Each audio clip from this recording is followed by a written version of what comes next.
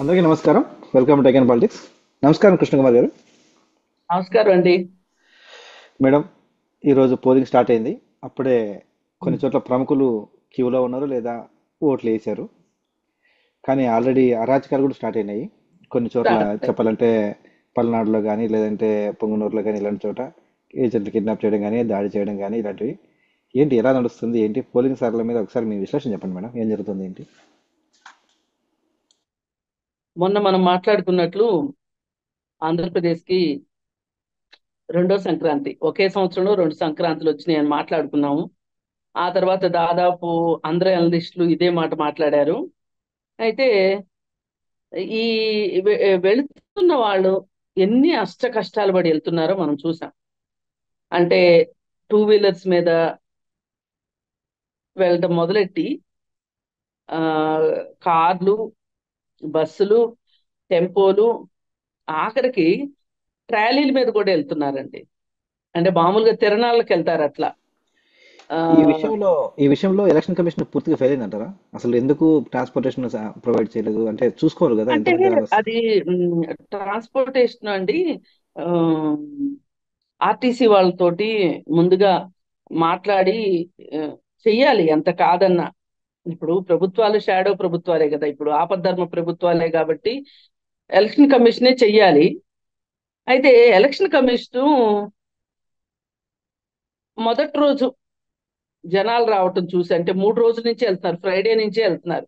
Friday, Saturday, Sunday 3 రోజులు ఉన్నప్పుడు ఒక రోజు అర్థం కాలేదు వీళ్ళకి, రెండో రోజుకైనా అర్థం కావాలి, మూడో రోజుకైనా అర్థం కావాలి కదా. ఆఖరికి ఈ రోజు 6 గంటలకు బయలుదేరినా కానీ గోదావరి జిల్లాల వరకు వెళ్ళగలుగుతారు మధ్యాహ్నం కల్లా. అంటే ఏ 5ంటికో బయలుదేరారు అనుకోండి, రాజమండ్రి కాకినాడ వెళ్ళిపోతారు ఈజీగా. మరి అలాంటి ఏర్పాట్లు చేయటంలో మటుకు ఆ, అంటే ఆర్టీసీ యాజమాన్యానికన్ను ఎలక్షన్ కమిషన్ కి సమన్వయం లేదని దీన్ని బట్టి అర్థం అవుతుంది. అంటే ఈ ఎలక్షన్స్ ఏదో మొక్కుబడిగా చేద్దామనే ఉద్దేశంలోనే ఉన్నారు తప్పితే పోలింగ్ శాతాన్ని పెంచి తమ ప్రతిభను చాటుకుందాము, గొడవలు లేకుండా చూసుకుందాము అనే దాని మీద లేదు. వీళ్ళు ఎంతసేపు ఏంటి అంటే ఎక్కడ డబ్బులు దొరుకుతున్నాయి ఆ డబ్బుల గురించి చెప్పటము, ఎక్కడ మందు దొరుకుతుంది దాని గురించి చెప్పటము, ఇలా వీటి మీద ఉన్నారు తప్పితే దీని మీద ఎందుకో శ్రద్ధ పెట్టినట్టు అనిపించలేదు. లేకపోతే అసలు ఇలాంటి పరిస్థితి ఉండదు. సరే, ఆఖరి నిమిషంలో అప్రమత్తం అయ్యారని అనుకుందాము. ఏది ఏమైనా ఓటర్లందరూ ఆంధ్రప్రదేశ్ చేరుకున్నారు.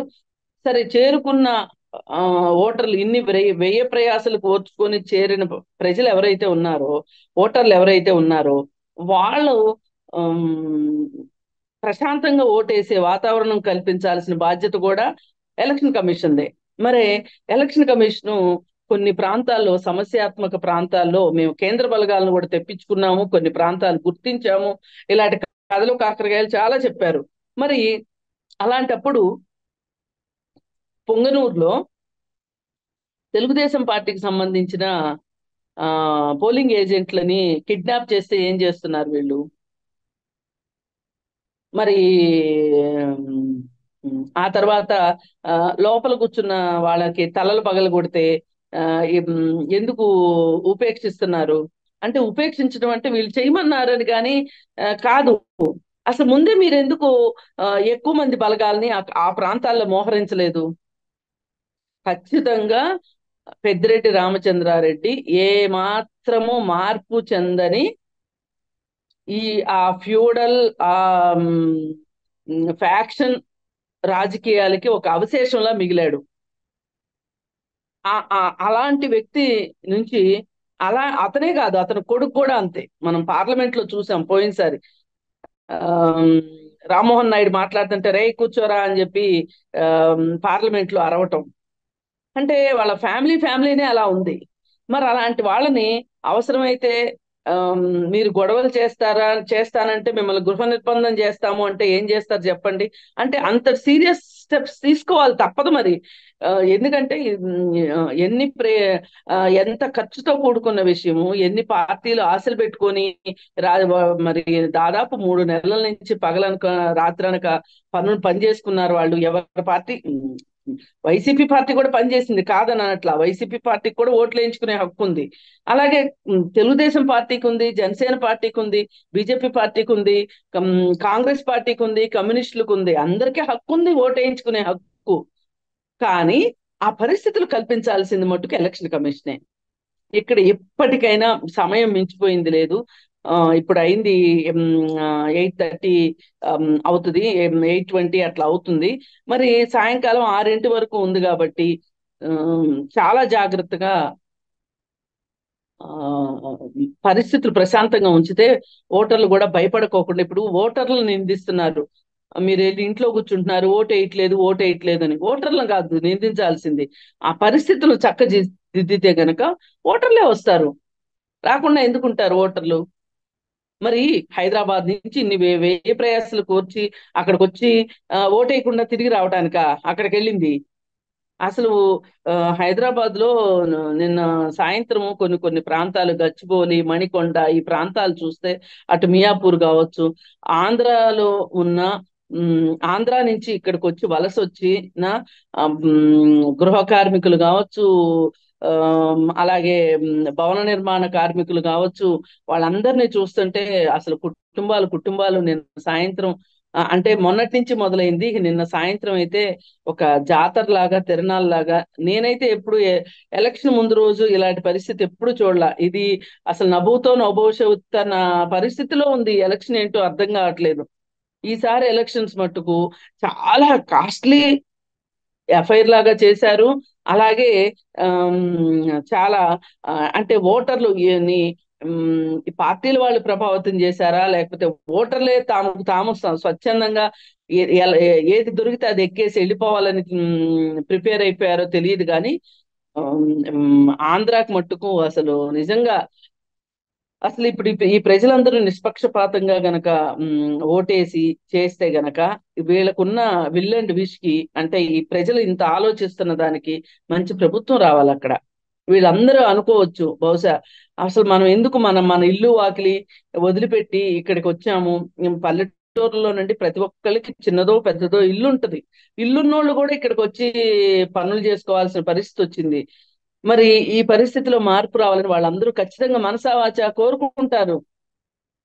వాళ్ళు కోరుకోవటంలో కూడా తప్పలేదు. ఇది ఇప్పుడు ఒక ఇల్లు ఉందనుకోండి, ఇక్కడ వచ్చి వాళ్ళు ఎలాంటి ఇళ్లలో ఉంటారంటే సింగిల్ రూమ్ ఇళ్లలో ఉంటారు. అసలు అపార్ట్మెంట్ లో వాచ్మెన్లు ఉండే ఇళ్ళు చూస్తే మనకి కడుపులో దేవినట్టు అనిపిస్తుంది. ఒక్క సింగిల్ రూమ్ అండి, ఆ సింగిల్ రూమ్ లో అక్కడే ఫ్రిడ్జ్, అక్కడే టీవీ, అక్కడే వంటగది, ఇద్దరు ముగ్గురు పిల్లలు ఉంటారు. ఆ పిల్లలు, తల్లి, తండ్రి అందరూ ఆ రూమ్ లో కుక్కిరిసినట్లు వాళ్ళు సహజీవనం చేయటం చూస్తే ఎట్లా ఉంటదంటే, వాళ్ళ జీవనం సాగించడం ఎలా ఉంటది అంటే, అదే వంటగది అవటంతో చిన్న చిన్న పురుగులు ఉంటాయి.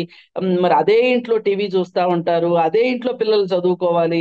ఎంత దారుణమైన పరిస్థితులు అండి! వాళ్ళందరికీ ఎందుకు అంత దారుణమైన పరిస్థితులు ఉండాలి? పైగా వీళ్ళకి ఏమైనా ఇళ్ళు వాకిలు లేవా? ఊర్లలో ఉన్నాయి, ఉన్నా గానీ వచ్చి ఇక్కడికి వచ్చి ఇలా ఉండటము అనేది ఇట్లాంటి పరిస్థితులు మారాలి వాళ్ళకి. ఒకానొక సందర్భంలో పోయినసారి 2014 తరువాత హైదరాబాద్ లో వాచ్మెన్ల కొరత వచ్చింది విపరీతంగా. ఎందుకంటే అంతకుముందున వాచ్మెన్లు అందరూ మనకి ఆంధ్రాలో తెలుగుదేశం ప్రభుత్వం వచ్చింది, ఖచ్చితంగా హైదరాబాద్ లాగా డెవలప్ చేస్తాడు చంద్రబాబు నాయుడు అని చెప్పి వెళ్ళిపోయారు. వెళ్ళిపోయిన వాళ్ళు మళ్ళీ 2019 తర్వాత తిరుగుటపాలో వచ్చేసారు. ఎక్కడ పనులు అక్కడ ఆగిపోయినాయి. ఇసుక కొరతని సృష్టించారు, కృత్రిమ ఇసుక కొరతని సృష్టించేసరికి భవన నిర్మాణాలు ఆగిపోయినాయి. ఎక్కడికక్కడ అభివృద్ధి మొత్తం ఆగిపోయింది. మొత్తం మళ్ళీ పొలం అనుకుంటే అక్కడి నుంచి ఇక్కడికి. అసలు హైదరాబాద్ ఒకటి ఏంటండి, కొంతమంది బాంబే వెళ్ళిన వాళ్ళు ఉన్నారు, కొంతమంది అటు ఒరిస్సా వెళ్ళిన వాళ్ళు ఉన్నారు, బెంగళూరు వెళ్ళిన వాళ్ళు ఉన్నారు, చెన్నైకి వెళ్ళిన వాళ్ళు ఉన్నారు. ఎటు బోర్డర్ స్టేట్స్ ఉంటే అటు సర్దుకున్నారు జనాలందరూ. మరి ఈ పరిస్థితిలో ఇవాళ అందుకే వీళ్ళందరూ కసిగా వస్తున్నారు ఓటేయటానికి. అంతేగాని ఎవరో బస్సు ఎక్కించి ఎవరైనా బస్సులు పెడితే ఎక్కడంలో తప్పేం లేదు. కానీ బస్సు పెట్టినా ఎక్కాలని ఏంటి గ్యారంటీ? ఎందుకు ఎక్కుతున్నారు వాళ్ళందరూ? ఎందుకు వెళ్తున్నారు అంటే, ఏది ఏమైనా సరే మనం మనకు అనుకూలమైన ప్రభుత్వాన్ని తెచ్చుకోవాలి, ఇది ప్రజా ప్రభుత్వం కాదు అనే ఉద్దేశంతో వెళ్తున్నారు వాళ్ళందరూ. చూద్దాం మేడం. ఎందుకంటే ఇప్పుడే అందరూ అభ్యర్థులందరూ ఇప్పుడు ఆల్రెడీ ఓటు వేసేసినట్టున్నారు చాలా చోట్ల. అలాగే ఉమ్. ముఖ్యమంత్రి, మాజీ ముఖ్యమంత్రి, ప్రముఖులందరూ పొద్దున్నేనే ప్రముఖులందరూ వేసేస్తారు వేసేస్తారండి. ఎందుకంటే ఓట్లు వాళ్ళు కూడా. అన్ని ఏరియాలకి వెళ్ళి చూసుకోవాలి కాబట్టి వేసేస్తారు. వాళ్ళు పొద్దున్నేనే ఓటేస్తారు. ఉమ్, సెలబ్రిటీస్ కూడా ఓటేస్తున్నారు, ఒక్కొక్కళ్ళు వచ్చి బయటకు వచ్చి. ఆ, సరే ఏది ఏమైనా ఈసారి ఒకప్పుడు ఏంటంటే సెలబ్రిటీస్ చూసి వీళ్ళు ఓటేయడానికి వస్తారు అనుకునేవాళ్ళు. అదేమీ లేదు. ఈసారి ప్రతి ఒక్కళ్ళు ఓటు వేయడానికే సిద్ధపడ్డారు, ఓటు వేస్తున్నారు కూడా. ఉమ్. చూద్దాం ఇది మేడం. ఒక రకంగా ప్రజాస్వామ్యంలో ఉమ్, ఒక మంచి పరిణామం అని చెప్పుకోవచ్చు. యా, అదే అదే విధంగా కొన్ని చోట్ల చెదురుమదురు ఘటనలు నడుస్తున్నాయి. సో అవి కూడా సమసిపోయి జరుగుతాయండి. ఉమ్, కానీ అవి కూడా పోలీసులు సమసిపోయి ఆ, చాలా సంయమనంతో ఆ అల్లర్లు చెదరగొడితే తప్పితే, అల్లర్లు ఆపితే తప్పితే సామాన్య ప్రజానీకం వెళ్ళి ఓట్లేరు. యా, కరెక్ట్ ఏవైనా మేడం. ఈవీఎంల్లో సాంకేతిక లోపాలు తలెత్తితే కూడా వెంటనే వాటిని సరిదిద్దాలి. పోయినసారి ఎలక్షన్స్ లో చాలా దారుణం జరిగింది. మధ్యాహ్నం 2 వరకు రెండు పోలింగ్ వరకు. స్టార్ట్ కానీ పోలింగ్ బూత్లు ఎన్నో ఉన్నాయి. అవును మేడం. దానివల్ల పాపం ప్రజలు చాలా ఇబ్బందులు పడ్డారు. పాలిచ్చే తల్లులు కానీ, లేకపోతే ఇంకొకరు 2 సార్లు 3 సార్లు పోలింగ్ బూతుల చుట్టూ ప్రదక్షిణాలు చేసిన పరిస్థితి. రాత్రిపూట 2 వరకు ఓటింగ్ జరిగిన పరిస్థితి. అంత అవసరం లేదు. 6 వరకు ఎంతమంది లోపల ఉంటే అంతమంది ఓటు వేయొచ్చు అని చెప్పారు, బానే ఉంది. కానీ ఎంతమంది ఉన్నారు అంటే రాత్రి 2 వరకు పోలింగ్ జరిగినా గానీ, ఆ 2 వరకు పోలింగ్ జరిగితే గానీ ఆ లోపలికి వచ్చిన వాళ్ళందరూ వేయలేని పరిస్థితి. ఇది ఎంత దారుణం అండి! అసలు ఎందుకు అన్ని గంటలు ఓటు వేయడానికి ఎదురు చూడాలా? అది ఖచ్చితంగా ఎన్నికల కమిషన్ వైఫల్యం అది.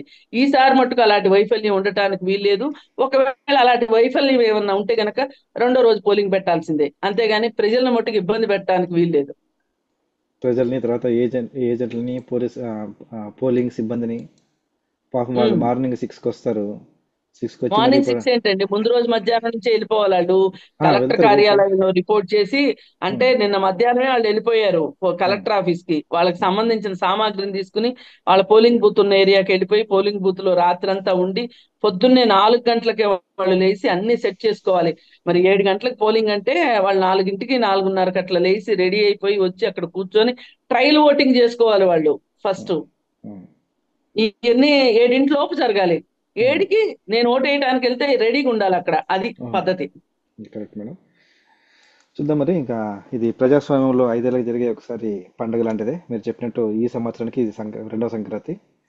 ఆ, ఎటువంటి ఇబ్బందులు లేకుండా సామరస్యంగా ప్రజలందరూ ఓట్లు వేసి తమ ఓటు హక్కును వినియోగించాలని ఆశిద్దామండి. ధన్యవాదాలు మేడం. ధన్యవాదాలు.